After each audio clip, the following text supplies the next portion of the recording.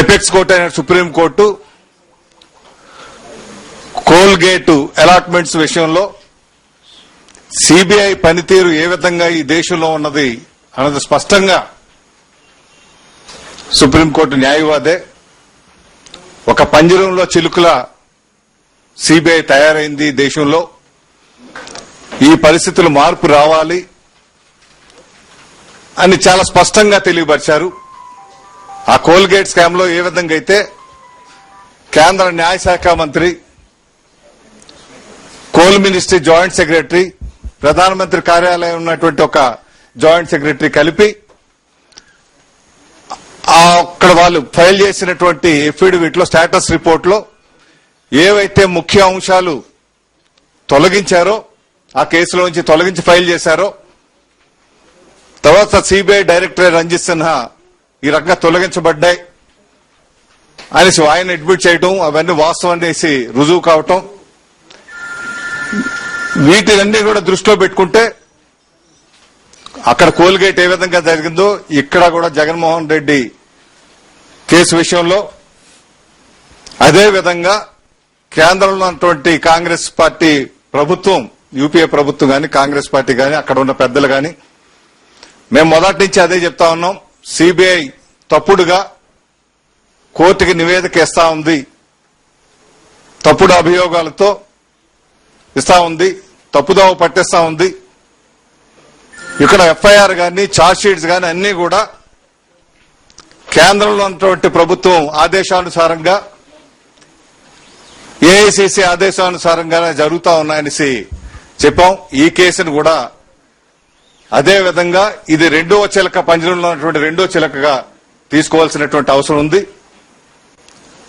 వీటి మీద ప్రత్యేక దృష్టి పెట్టినప్పుడు తప్పనిసరిగా భవిష్యత్తులో వాస్తవాలు, నిజాలు కూడా బయటకు వస్తాయి.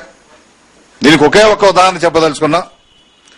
గతంలో సిబిఐ అడ్వకేటు 40,000 కోట్ల రూపాయలు సంపద దోపిడీకి గురైంది, దాని లబ్ధిదారులు జగన్మోహన్ రెడ్డి అని చెప్పినప్పుడు మీరు ఏ రకంగా చెప్తా ఉన్నారు అనేసి ఒక జస్టిస్, అక్కడ సుప్రీంకోర్టు జడ్జి అడిగినప్పుడు, ఏ ఛార్జ్ షీట్ లో ఎంత విలువ అనేసి అడిగినప్పుడు అప్పటి వరకు ఫైల్ చేసినటువంటి గత జూన్ లో అనుకుంటా వచ్చింది ఇది. అంతవరకు వచ్చినటువంటి ఛార్జ్ షీట్స్, 4 ఛార్జ్ షీట్స్ చూస్తే వాటి విలువ మొత్తం ఆ వాల్యూ ఆఫ్ ట్రాన్సాక్షన్ విలువ 800 కోట్ల రూపాయలని స్పష్టంగా సిబిఐ అడ్వకేటే కోర్టులో చెప్తే, ఇప్పుడు చూస్తా ఉంటే మళ్ళీ ఇప్పుడు కూడా సిబిఐ అడ్వకేట్ అశోక్ బాన్ గారు 40,000 కోట్ల రూపాయలు దోపిడీకి గురైనాయి, ఇది దేశంలో అత్యంత పెద్ద అక్రమం అని తెలియపరిచి కేసుని తప్పుదోవ పట్టించే కార్యక్రమం చేశారు. వాస్తవానికి మనం ఇప్పుడు వరకు ఫైల్ చేసినటువంటి ఛార్జ్ షీట్స్ అన్ని చూస్తే దాని విలువ సుమారు 1,030 కోట్ల రూపాయలు మాత్రమే వస్తా ఉంది. ఇవన్నీ కూడా వాల్యూ ఆఫ్ ట్రాన్సాక్షన్ విలువ, ఏవైతే భూములు కేటాయించారో ఆ భూమి తాలూకా విలువ ఇది. డబ్బు చేతులు మారిన విలువ కూడా కాదు ఇది.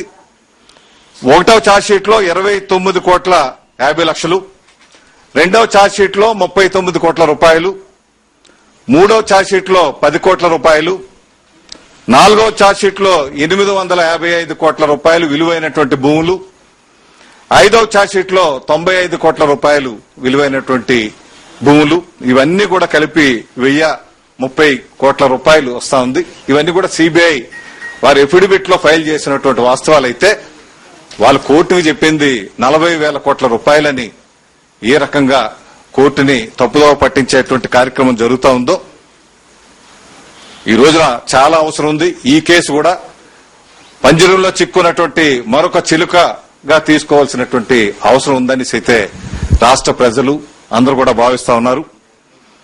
అంతేకాదు సిబిఐ అడ్వకేట్స్ ఇక్కడ హైకోర్టులో ఏమని చెప్పారు, హైకోర్టులో అయితే దర్యాప్తు పూర్తి కాలేదు అని ఎక్కడ చెప్తారు, అక్కడికి వెళ్లి వేరే రకంగా డిపోజిషన్ ఇస్తారు. అక్కడికి పొంతం లేదు, ఇక్కడ చెప్పేది ఒకటి, అక్కడ చెప్పేది ఒకటి.